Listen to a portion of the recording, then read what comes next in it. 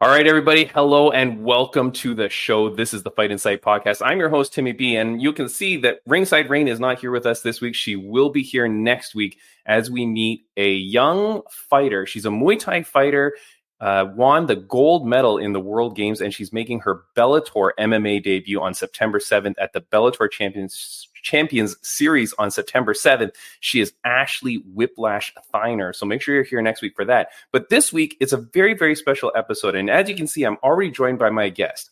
He is an experienced trial attorney, a former prosecutor, and a former candidate for Santa Clara County District Attorney in 2022. For nearly a decade, this man worked in criminal prosecution, focusing on the prosecution of violent crimes in both Silicon Valley and New York City. He currently is a senior associate at a large firm and handles various kinds of civil litigation. Daniel has an AB from Harvard and a JD from Columbia and is a native of the San Francisco Bay Area. Ladies and gentlemen, please welcome Mr. Daniel Chung. Thanks for having me, Tim. Yeah, thank you so much. Today is a good episode. We're going to talk, and I'm so glad that you're here because we are going to talk all about what happened or what is still happening with Cain Velasquez, obviously a UFC heavyweight fighter who has found himself in some trouble. And just last week, he has pled a no contest. I don't know what that means, Daniel. Not really quite sure. But let's say, should we get started with the show? Yeah, Tim, let's hit it. Ladies and gentlemen, welcome to the Fight Insight Podcast. Daniel, you killed that intro. Ringside Rain will be jealous. Daniel, I really appreciate it, man. Before we start, I know you wanted to say something. Oh, yeah. First of all, thank you so much for having me. Delighted to talk with you today, just share my personal opinions. Obviously, I'm a lawyer by trade. I have to be very careful about providing legal advice. So today I'm just giving some general commentary. None of this should be, considered specific legal advice for anybody. This is just commenting in my personal capacity on some current events. Yes, sir. Thank you so much. And I mean, it couldn't be any more local to you because, I said in the intro, you're running for DA in Santa Clara County, where this trial is being heard. That's correct? Yeah, so I ran in 2022. I know a lot of the prosecutors, defense attorneys, and judges who work here. This is my home county where I grew up for decades and then came back to serve as a prosecutor after working in New York City as well. So it's near and dear to me, and I know a lot of the players here. Yeah, it is quite crazy. And thank you so much for joining. We've had legal individuals in the past that have come on to speak about things, specifically to the Cain Velasquez case when it first happened, when the charges were dropped, and we had a lawyer. He has now since passed away, and I love this man. His name was Daniel Martinez out in Miami. And he explained a whole bunch to us about what it was. But now, 2 years later, incredibly, here we are. The trial is still going on, or not the trial, but the sentencing is still to be had. And I wanted to start it off, Daniel. Last week, it was reported that Cain Velasquez entered a plea of no contest to felony attempted murder, assault, and multiple weapons charges in a California court in exchange for a lighter sentence. So what does that mean? It basically means that there was a plea deal with the prosecutor's office. So in California, you can plead guilty or not guilty, which I think most people understand. But there is this third option called no contest. And no contest is very interesting because it's a way of kind of passively giving up and saying that the prosecution has enough evidence to convict you. So it's not an active admission of guilt. It's not an affirmative admission of guilt, but it is a way of pleading guilty that's recognized just the same in a court of law. They'll recognize it just as you would if you were to plead guilty. And it has the same consequences for you in that criminal court. So you can be sentenced to jail, probation, prison, all the sort of normal conditions that might be associated with a guilty plea through a no contest plea. The only thing with the no contest plea is it's basically saying, look, I believe the prosecution can prove this case beyond a reasonable doubt, and I'm not going to necessarily affirmatively say I'm guilty, but I'm throwing up my hands and saying I'm giving up. And so I'm ready to face the consequences of being convicted now under the law. And so a court of law will look at that defendant just as if they had pled affirmatively guilty to a crime. It's so interesting. Why do we not see, and I have a list of questions, but obviously I'm going to go off on a million tangents. Why do we not see more no contest than we do guilty? Why do we not see more of those types of pleas? Right. Well, funny thing you ask, in Santa Clara County, the vast majority of pleas are actually no contest pleas. This actually surprised me as a prosecutor coming from New York City, where I was used to more people stating the facts of their guilt on the record and actually affirmatively admitting guilt, saying, I am guilty and therefore sentence me as a guilty person. Here, when I came to Santa Clara County, I saw that there was this strange practice of letting most defendants plead no contest. As a prosecutor, I was a little bit shocked by this because, we fight very hard for victims of crime, and we want victims to be heard, respected, acknowledged in court. And at least I believed that one of the sort of ways in which we start the healing and restoration process for a victim is for them to hear from their offender, their defendant, that they did something wrong, that they affirmatively, admit it, they acknowledge the facts of their guilt, and then they ask to be, held accountable for that guilt. But instead, we have this weird sort of circumvention of that direct admission of guilt by just saying, look, I give up, no contest, I'm not going to fight it, I believe you can convict me, therefore just let's proceed with sentencing instead of that guilt aspect. And so I think we're missing a huge element of that sort of criminal justice process in Santa Clara County when we do that. And so when you plead a no contest, it means you no longer go to a trial. You no longer will be standing in front of a jury of your peers, because essentially you've said, that's it. Just give me my sentencing. And that's why I've read that his sentencing will be occurring shortly. Correct. Once you enter that plea of no contest, it's just as if you had pled guilty, and therefore all the trials are going to stop, all the hearings are going to stop. Basically it stops the case fully. And the only thing left really is for everybody to figure out what you should be sentenced to, and for that imposition of that sentence to move forward. Watching a lot of Law and Order and and police dramas as I do, Daniel, one of the things you hear when you said, I think at the beginning, it's a plea deal. Normally, to me, that's where I will admit to this in exchange for this. Is that what a no contest gets you? Yeah, without that really direct affirmative admission of guilt. So, in some ways, Cain is telling the prosecutors, look, I give up. Look, I will not make you go to trial. I will not make the victims and witnesses have to come to court.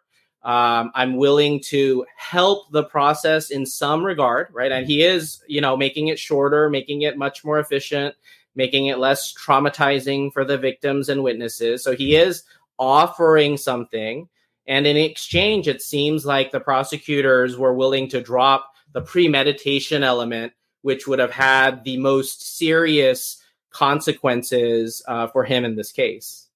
Okay, and I appreciate you saying that, because as I was watching back my old episode, and if you haven't seen it, episode 56, yeah, Daniel, I'm sure you've watched all 185 of our episodes, but episode 56 is where we had Daniel Martinez, and to put it so that you understand, he's a criminal defense lawyer. Right. So I thought it was perfect to have him, because he was going to be able to tell us, hey, what could I do for this guy? And he was throwing his hands up in the air, because he was like, this is premeditated and this is a real problem for this guy.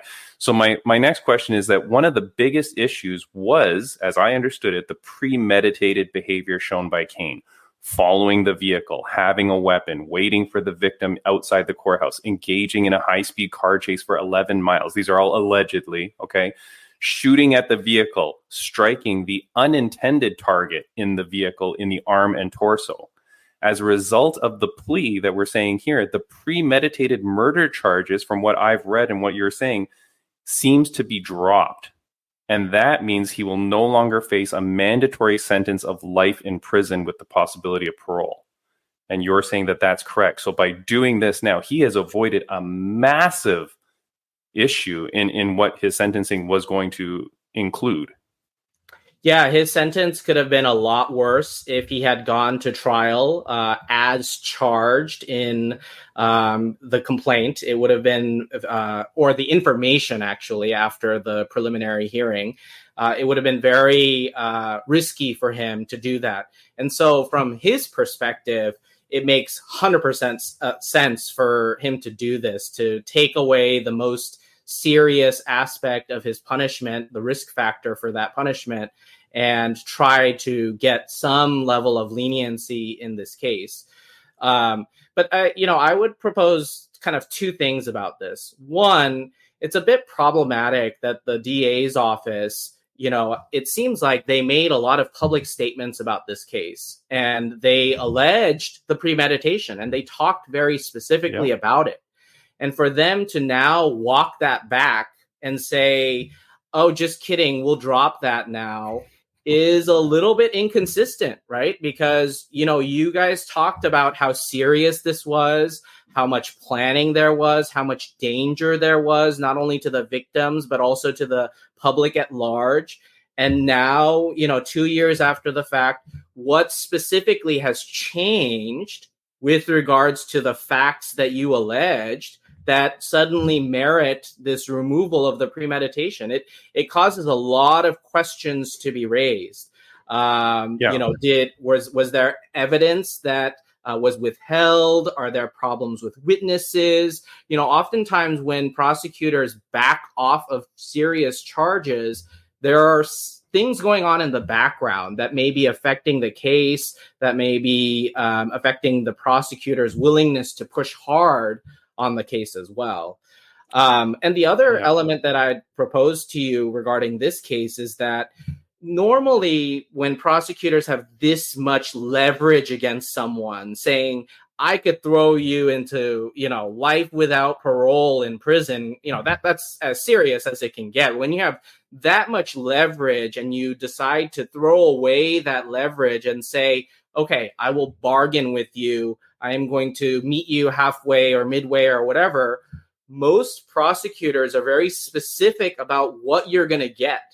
They'll say something like, okay, fine, you plead guilty to the second top charge and you're going to get 15 years, right? Like they come to a very specific number saying 15 years.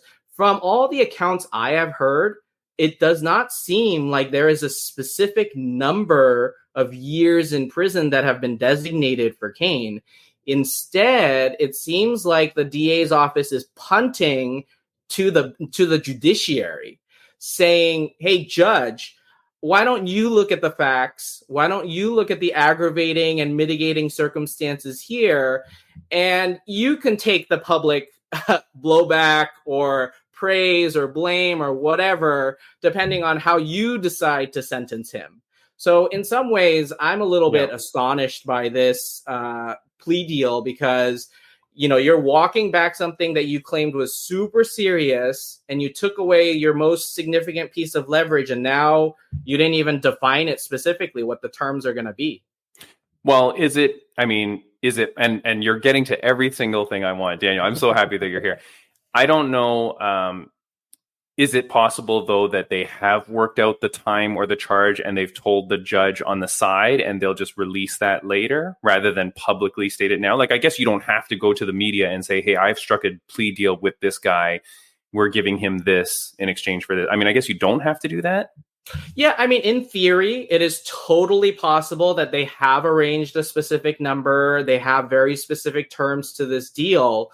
But from the way the plea deal was publicly announced by the office, the prosecutors, and everybody else reporting on it, it seems like what is going to happen is the probation department is going to do a thorough investigation and prepare a sentencing report for the judge. And the judge, after reviewing that report, is going to come to some definitive number that he believes is appropriate based on the totality of the circumstances. So that's what I mean by it seems like there is a bit of punting going on to the judiciary. Oftentimes, prosecutors are happy to brag about, oh, I sentenced him to 15 years, 20 years, 10 years. They often are very willing to share details like that. But the relative silence or lack of kind of acknowledgement to those terms, to me, signals there might be some punting. But that would also mean that perhaps, like you were alluding to, maybe there was something wrong in the investigation. And to that end, again, from all my TVs and movies, Daniel, that's where like they didn't use the proper methods to obtain evidence. They didn't do something that perhaps the defense is going to raise, and then which would like possibly throw out the whole court charge or something like that. Like there's some sort of, what do you call it? Like a little nitpicky thing that they're going to catch on, ruin the whole case. And now then the prosecutor's doomed, because you're like, hey, you had this guy dead to rights and you used the wrong pen to fill out the wrong checkbox for that evidence. And now we're doomed, right? Yeah. I wish it were usually something as nitpicky as that, but unfortunately I've had personal experience in that office in Santa Clara County where things are just overcharged. And from the get-go, the investigations are not done properly. They're not done thoroughly. They just overcharge it at the beginning, hoping that, hey, look, we'll figure it out later. Someone will investigate this later. Someone will take a closer look at this later and figure out what the pluses and minuses of this case are. And in my, opinion, that's really reckless way of prosecuting cases, because these charges are extraordinarily serious, right? Murder, rape, attempted murder, attempted rape. These are like as serious as they can get. And people's lives are turned upside down. And so for prosecutors to be like, let's figure it out later, or let's hope the facts come to light later, is really irresponsible, in my opinion. Yeah, no, I understand what you're saying. To your point as well, when you were talking about how strong the DA felt later, I did save this posting here. This was said by Jeff Rawson, who is the district attorney, who is the prosecutor for this case. He states, for those only listening on audio, this defendant decided to become judge, jury, and executioner. His actions endangered innocent bystanders, including young children and their parents who could have been injured or killed, as he shot at his intended victim. We have excellent law enforcement in this county. Let them do their job. And to that point, he was talking about the kind of vigilantism essentially displayed by Cain in doing this kind of thing. So my next question to you, Daniel, is what does this, in terms of the plea bargain, in terms of how this case seems to be going, what does this mean for vigilante justice moving forward, specifically in Santa Clara, but around the United States? Well, I do think there is a certain level of accountability happening here. So I have to give credit where credit is due. Cain was prosecuted. He was convicted now, and he will be sentenced. And most likely, even if it's not life in prison, he's still going to get some years in prison. That would be my best estimate. I don't believe he's eligible for probation because of the firearm charges being used in the attempted murder. So he is looking at some level of prison. I think there are a lot of interesting mitigating factors in this case that the judge is really going to have to contemplate as he thinks about the right number. So in some respects, vigilante justice, we've held it accountable, saying it's not okay. You can't do whatever you want. Even if you're going to serve some prison time, we are holding you accountable. On the other hand, it's also saying to people, look, if the politics of this get out of hand, if there is enough public pressure, if there is enough sort of media attention on a particular case and the heat gets a little bit too hot, maybe we'll just let the courts decide how to administer justice against vigilantes. And to some respect, I think that's an abdication of your responsibility. That's an abdication of your role as a prosecutor. You know the facts better than anyone because you've seen all the evidence. You've talked to all the victims. You know all the witnesses. So you should be able to come to a very specific number saying this is what we should hold you accountable for. Right. Because it has to set the bar at some point, right? Right. Now you're saying about, whether the public pressure and things like that play. So there's two things I want to touch on. But the first one is this at the bottom of the screen. I'm going to put it up. Hashtag free Cain, Daniel. That was trending on Twitter and everywhere. You saw fighters wearing shirts saying hashtag free Cain. You saw that in all the postings.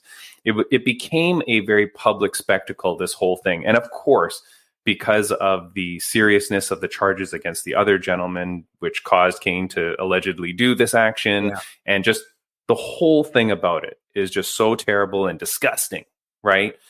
But there was this massive public outcry. He hires a like a celebrity lawyer who, by the way, I saw that lawyer on Piers Morgan when they were talking about the baby reindeer case, and I'm like, that's the guy that's covering Cain. So, but here's my question: how much public pressure would the district attorney Jeff Rawson have faced due to the hashtag free Cain movement? I think he did face a lot of pressure. And, the public is entitled to express their opinion. We live in an age where we get instant feedback. Social media runs amok. There are hashtags for everything. You can get canceled in 24 hours. Yeah. So, we live in an interesting world, right? And people feel very entitled to express their opinions, and that's totally fine. I think when there is that much public opinion about something and volatility in the public about something, I think that's when it becomes extra important for especially prosecutors to be careful about what you say. Because every word you put out there into the media, whether it's increasing the significance of this case or decreasing the significance of this case, it has a ripple effect. And so as prosecutors, we don't try cases in the court of public opinion, right? We go to a court of law. That is when we talk. That is when we question people. That's when we submit evidence. And so good prosecutors generally hold their tongue, because at the end of the day, people are going to believe what they believe. And you're not going to be able to show the general public all the evidence and all the facts and witnesses that you have. You know much more than the public, right? And so with that level of knowledge comes the responsibility to be very careful about what you say about that case and to reserve that for our court of law so that both the people as well as the defendant can have a fair trial. There's lots of rules, even for general lawyers, about saying things in the media about your cases, because it could have all sorts of ripple effects. And we generally want to help preserve the integrity of court proceedings and make sure that no one is unfairly prejudiced by extrajudicial statements that are being made. But it's great. But it's crazy, though, Daniel, because in the world we live in, like with this hashtag free Cain, unlike a decade ago, the news cycle, everything that happens now in today's world can go so fast and so quick. And with Cain Velasquez, forget the details of the case, which are so difficult to listen to, but the public nature of him being a former UFC champion, having all these high-level athletes that the public pretty much idolize, right? I mean, these athletes look like Greek gods, like they're just statues of muscle on top of muscle, Dan. It's just like you and I, Exactly. Yeah. But, the public idolizes these people. And so when the athletes get behind the case and the athletes are leading the charge with the hashtag, I mean, essentially what you're saying is it may have played a factor.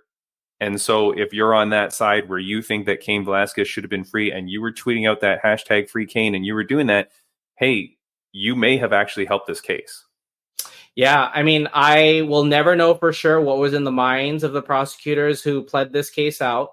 But I imagine one huge factor was the specter or the fear of jury nullification, that a jury, even though they know what the law is, the judge is telling them, You're not allowed to shoot at random people. You're not allowed to, try to murder people just because, something terrible happened to your family, that people would be inflamed by the facts and they would empathize. They would see themselves in Cain's shoes and be able to say, and they only need one person, right? For a defense attorney, it's fantastic because you just need one juror to believe you, to side with you, and to feel your emotions, how unfair this is, how the person who allegedly committed, the greater wrong or the underlying wrong that led to all of this is still, nothing has happened yet, but here is this person who is facing all of these consequences.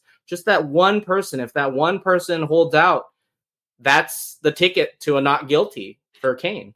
Well, and that's the thing too, though, right? By publicizing this case right from the get-go, having the t-shirts, having the hashtag, you were getting in the minds of everybody. Like, where were you possibly going to find these jurors that had never heard of this case, right? Like, they would have already been essentially, swayed by the public in their regular daily life, hearing about the case, seeing the hashtag, whatever it may be. And I guess if you're the defense attorney, you'd be making sure that you put those guys on the jury, right? I've watched jury movies before too, Daniel. I know how it goes, So that's difficult. Can I ask, you're a former prosecutor yourself, you were running for the position of the DA. Understanding what you do or knowing what we know, not knowing what we don't know, is there anything that you might have done differently if you were the prosecutor in the case? Based on what I know at this time, I think the best thing that I would have done right now is, if I'm going to do a plea deal, plead him out to a specific number, right? Because I think it's the DA's responsibility to be like, this amount of time reflects his culpability. It's proportional to what he did. It takes into account his mitigating circumstances and his aggravating circumstances. And this is what we believe he deserves. We don't believe he deserves to rot in prison for the rest of his life. However, we believe this amount of punishment is appropriate. I think that abdication, or that seeming abdication from everything that I'm hearing and reading, is very disappointing to me, because here's what's going to happen. What if the judge doesn't hold him accountable in the way that the public desires, right? Then there's going to be an outcry. There has been a judge in this county who, from the public's eyes, inappropriately sentenced a swimmer at Stanford for sexual related crimes. And that judge was recalled. When the public saw what they perceived to be a very lenient and inappropriate sentence for these very serious sexual charges, the public outcry was significant. And the next time they had an opportunity, they kicked that judge out of his office. Right. So, but that's the thing, though, because these positions are elected positions, that's also always got to play into your mind, right? Because these people do serve the people, and that's a good thing, but it also means that there is that pressure as well. So, it's very different from the federal system, for sure. Right. When we spoke on the case 2 years ago with, again, Mr. Daniel Martinez on episode 56, even he, a defense lawyer who his job is to get criminals, the most reasonable and respective sentence possible in his mind, he predicted that definitive jail time, likely life.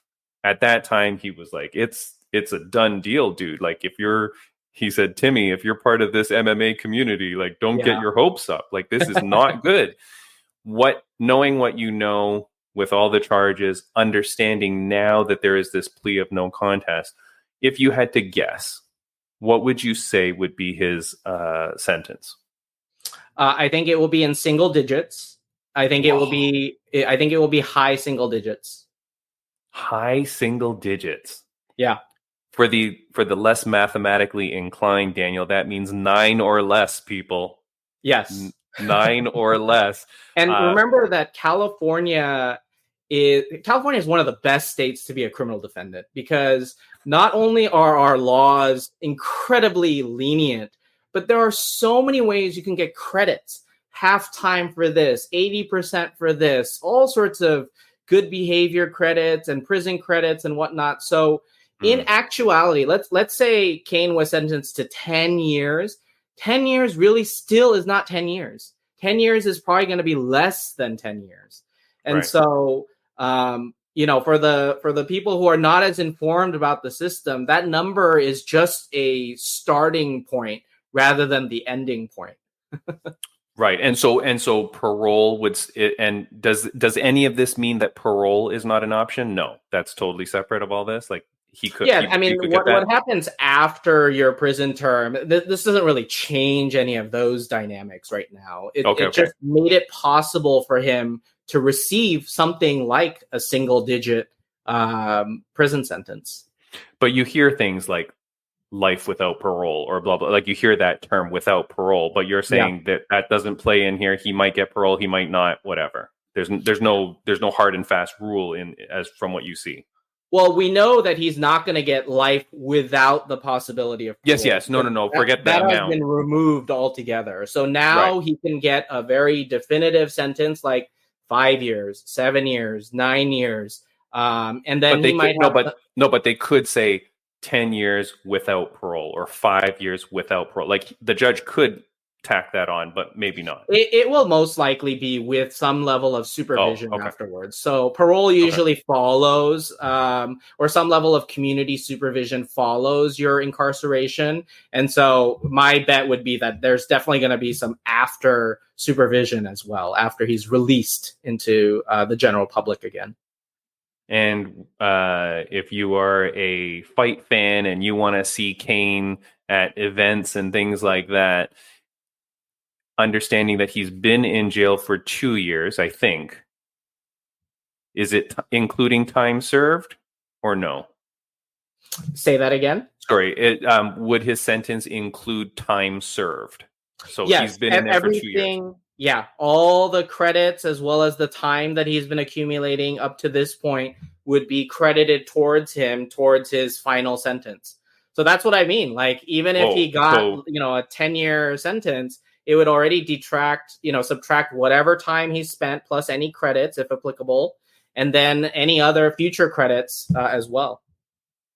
That's very interesting, Daniel. So I mean, like you said, single digits, which is 9 minus the 2 he's been in there. He's out in 7 now, possibly sooner. And that's sooner. So, Daniel, what should people take away from this in the sense of the actions that were done? Because the community, the MMA community, was largely on Cain's side, but there was a split. There were people that said, hey, wait a second, this guy went around shooting a gun in the middle of public. You don't know who you're going to hit. In actuality, the thing says that he did hit a different person, an unintended target, an innocent person. What should the public take away from this? My general encouragement to a lot of people is be humble about what you don't know. The news and social media and whatnot love sound bites, love quick and dirty things just to kind of get people's attention, make things go viral, sensationalize things, inflame people's emotions, and get people emotionally attached to things. But very often, when trials actually happen of even the most sensational crimes and whatnot, we learn all sorts of new facts, all sorts of new witnesses and evidence that we would have never heard about before. And, that should give everybody a little bit of pause, a little bit of humility, right? Like, if this were your family member, your loved one or whatnot, I think you would want people to withhold judgment a little bit. And let's see what happens in the court of law. Don't indict someone just in the court of public opinion, right? Let's let the legal process play out and let justice be done. Nice. Thank you, Daniel. I really appreciate this, man, because, first of all, I can see why you were a prosecutor. I can see why you were running for public office. I can see why you're a lawyer. You're very well spoken. You're very eloquent in how you're speaking to this. And I appreciate the knowledge that you're bringing to our show. So thank you so much for coming on. It's difficult because you see people with the passion on both sides. right? And you can see how they understand it. And then now when the news is coming out, people are so confused as to what this all means. Like, what the heck is a no contest? The general person just understands guilty or not guilty. So no one understood what this is. And then they were saying that the hearing or the sentencing trial or whatever it's called, the sentencing will occur in, I think, late September or October or something like that. So there's still some time for this all to play out. Can I ask, with a charge such as this, if you're an individual who has pled no contest, you're going to receive some jail time or whatever it is, when he is out, will there be restrictions to what he can do? Is he allowed to leave the country? Is he allowed to fight again? Are those things, is he just a regular citizen after that, or are there going to be restrictions? Well, with a serious violent felony conviction like this, there are definitely going to be consequences in your life. Obviously, a convicted felon generally can't have a gun anymore, right? There might be restrictions as to where you might be able to live, how you might be able to vote in certain places. So depending on where Cain ends up, there could be all sorts of restrictions. Other countries may have restrictions on your ability to enter that country if you're a convicted felon. I know that certain countries care about drug offenses or even DUI convictions. Those things can affect your ability to travel freely as well. I suspect Cain is going to be okay after all of this. I think he probably has the means, the community, and the support necessary to thrive even after something as challenging as this. Hopefully he will learn from this whole process, and hopefully, the victims that he cared so much about as well. Also, I hope they receive justice in a due, thoughtful, deliberate way, not in a vigilante way. I hope he comes to appreciate that this process, it benefits him as well. We want this process to work properly and hold everyone accountable the same, everyone being equal under the law, whether you're Cain Velasquez or just Cain Joe. Yeah. Good old Cain Smith, Daniel. Cain Smith. So thank you so much. I did want to give you a chance to say, is there anything that you wanted to say to fans, viewers, or listeners of the podcast? Just thank you for having me. I am so delighted that you guys are talking about legal things and diving into current events. I think anything that gets people excited to talk about legal processes, to learn how juries work, how our criminal justice system works, is fantastic. Every time I get a new jury in to, voir dire them and question them, everyone's always like, I hate being here. I got vacation, I got work, I got blah, blah, blah. But once they start the trial and go through the trial with you, they love it. They're like, oh, I made some great friends. This is fantastic. I got to see some cool things. I love this process. When can I come back? And so I hope this is just one way to kind of excite people about this system that we live in and how we can make it better. Definitely. People don't dress up like Princess Leia, like Tina Fey did on 30 Rock to try and get out of jury duty. That's not a thing. That doesn't happen. People try all sorts of things. Okay. All right. It is important for people to understand, though, about the vigilante thing. And I do have a former guest of the show. She's an MMA fighter and a former Marine who wanted to be here today, but unfortunately her schedule didn't allow her as well. But I know she wanted to talk about it as well. Defending yourself is so important, but there are lines that you cannot cross, and so it's very important. I mean, if you have questions like that, talk to someone. I don't know who you talk to, but I mean, don't do crazy things. Don't do anything that is going to put other people at danger. Don't do things that are kind of outside of your control. Like Daniel's saying, you let the law take its place or take its course, and I think that's the best thing. Daniel, I really hope, knock on wood, that no more UFC fighters or professional fighters get into crazy legal trouble. But if they do, you can expect an email from me, because I will be coming to ask you for you to be back on the show so you can help me understand it. But I really appreciate it, man. Thank you so much. I normally ask all my guests this last question. So if you don't mind, I'm going to ask a more personal question to you. I ask it to everybody, Daniel. My mom used to ask me this question almost every day of my life growing up. So I'm going to take the time to ask it to you here as my last question. Daniel Chung, on a scale of 1 to 10, how happy are you? 9. I'm pretty happy these days. I went through a very rough patch recently in the last few years during COVID, but I think it really made me appreciate life more. And so you have to kind of go through the valleys to really see how beautiful the peaks are. And so, I think if the criminal justice system is a reflection of that you can go through some of the darkest, worst things ever, but there can be redemption afterwards. And so my life in some ways is a reflection of that as well. Nice. Well, I'm sorry for whatever it was in your life that happened that wasn't so great, but I'm glad that you are happy now, my friend. Thank you so much for being on the show. I cannot believe that we got you on. It was this couldn't have gone any better. Let me just put it that way.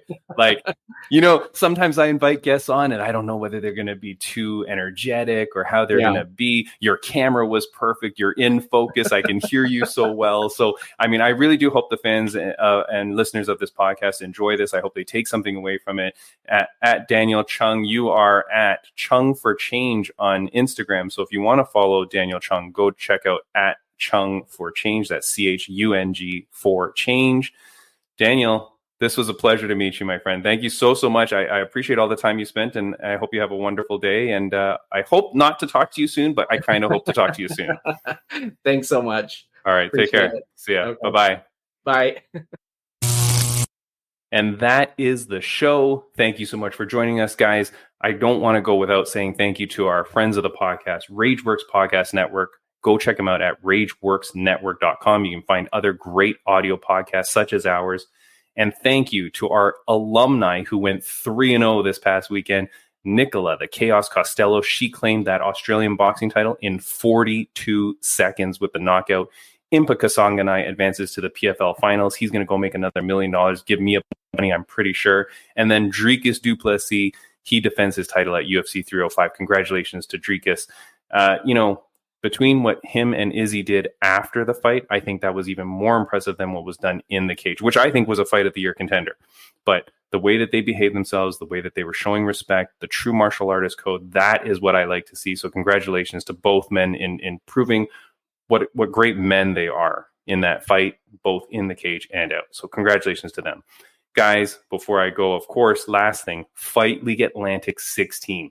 Fight League Atlantic 16 is happening Saturday, September 21st. And in the morning, there's a BJJ tag team tournament that's happening. I've been talking about it here, Tapper Tag 3. Guys, go check it out. Fight League Atlantic 16. Go to fightleagueatlantic.com. You can get your tickets now. Seats are selling out like crazy, so you want to get there. Fight League Atlantic 16. They just announced our friend from prior episode, The Mummy, Abdelaziz. He's in the co-main event, taking on Daniel Abdunor of Matrix Boxing. Guys, you don't want to miss this. Get your plane tickets now. Go to Fight League Atlantic 16, Tapper Tag 3 on September 21st. I will see you there. I'm going to be there. It's going to be an incredible night.